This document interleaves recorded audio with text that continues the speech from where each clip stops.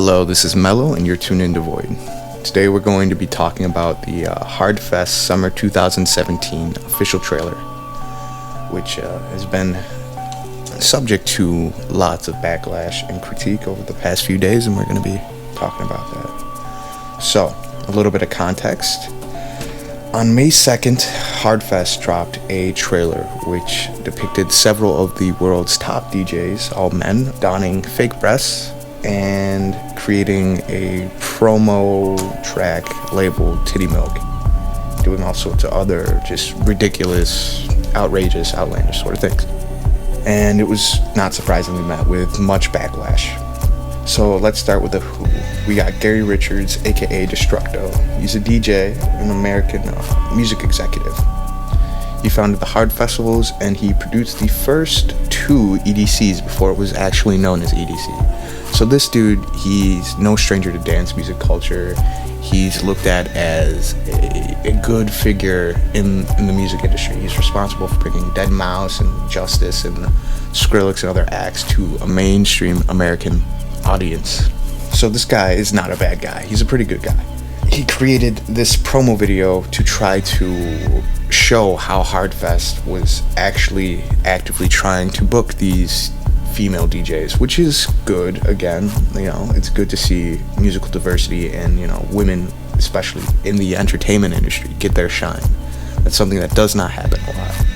Here's where we run into some problems. The way it was executed, and most importantly, the tone in which it was executed in. Because I watched the video, some points I did laugh. I was like, alright, that's pretty funny.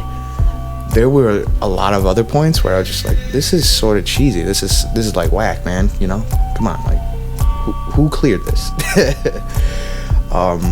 It was tone and it was delivery. That was the main issue, unfortunately. Now, this video was created by a woman. Her name was Agata Alexander. And her sort of argument is, I'm a girl, I didn't make this to be sexist. I mean, like, I understand where she's coming from. However, intent and action are two very different things. Action and intent are two very separate different things. Now, the most important thing about the what is this promotional video. Not only did it have these men, donning fake breasts and doing, all these ridiculous things, but it actually sort of walked you through all the weird things, women in dance music have to do. They had to go do this Jerry Richardson photo shoot where, he whipped his dick out and had them, sit in tubs of milk while he took pictures, all these strange industry errands that are like, what the hell is going on?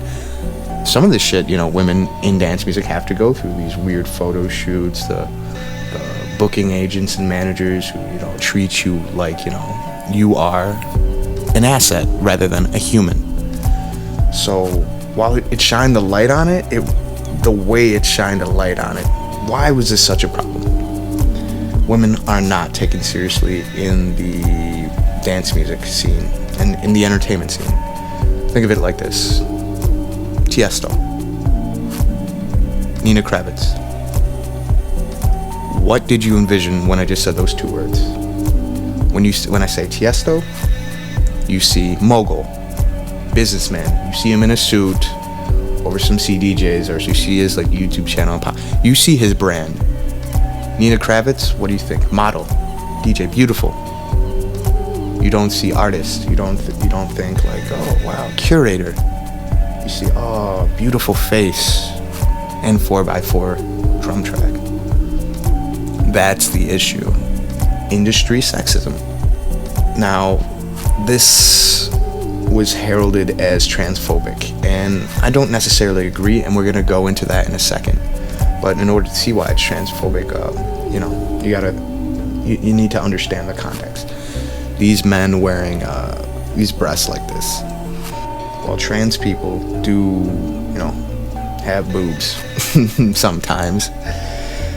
That's not what makes something trans.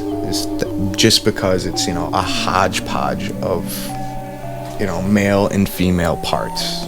Now, I have boobs. I'm not trans. No, I mean, did I get my boobs placed on me? No, I just ate too much. I got a B cup. Those men didn't identify as trans when they were in those tubs with those boobs on. They were like dudes with boobs in tubs of milk. That's not what a trans entity is. Just something with boobs that shouldn't have like boobs. What? No. Trans is about a mentality. It's about a state of mind. When you are transsexual, you move from one inhibiting state of mind, which would be the gender assigned to you. That's an inhibiting state of mind. You move to an uninhibiting state of mind. You move to the gender you feel you are.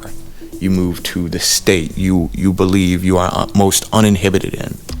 If I was born and my favorite color was green and I love sweet potatoes, and then my teacher came along and told me, no, your favorite color is purple and you will eat salmon, I would naturally want to move towards, what made me feel natural. This is what it's like, the transgenderism. It's not the physical change that marks transgenderism. It's the mental block being taken away. It's the person being allowed to express themselves as they feel fit. So that's whereas like I see, how it could spook people like, oh, these guys are wearing boobs. Like, nah, it's some guys wearing boobs, not transgender dudes. In fact, like he actually said, he's like, I feel like I'm myself. I'm the most myself. Not because he had the boobs on, not because he's chilling in milk, but because he's like, what the fuck is going on? Like, I think this is fucked up. I don't see it. Like, his sense of self was most clear at that moment in that fucked up situation, and I think that's pretty plur. You can be in a tub, bathing in milk, wearing fake tits, and only until you yourself are yourself and you've capitalized on your potential do you feel yourself. Like, that dude probably wasn't feeling himself until he looked around and said, wow, this shit's fucked up. It's like, yeah, this shit's fucked up. So I don't know. I do not think it was transphobic. I just think it was in poor taste and it was done strangely. I could see how, it could trivialize, men with boobs. I do see that. However, I don't think it was. I would like to remind people of where dance music came from, though, which is important. It was founded by a bunch of marginalized people. Some gay dudes, some gay women, some black dudes, just freaks, drug addicts, all sorts of people who were not looked well upon in the community, came together in a warehouse and danced to Eurobeat and disco. Rather than say, oh, you're going to the party, like, oh, you're going to the warehouse? Yeah, we're going to listen to warehouse music. Over time, oh, we're going to listen to house music. We're going to the house. Yes, yeah. Dance music, club music came from these marginalized communities. That's why now when you see dance as this corporate behemoth, no longer a grassroots movement, it's, more of an adult-sized romp room with amphetamines and superficial participants. You see Indian headdresses, all this whatnot. It's sort of lost its roots. Think about it. What's more exciting? Going to Coachella or telling all your friends at college you went to Coachella? That's why anytime somebody tells me they went to a music festival, I just don't register their words. I'm like, okay, what type of music do you like? I know you went to this festival, but do you listen to music? Those things are no longer synonymous. I don't know. We've gone from equity and expression to profits and pacification. That's what dance music culture has become.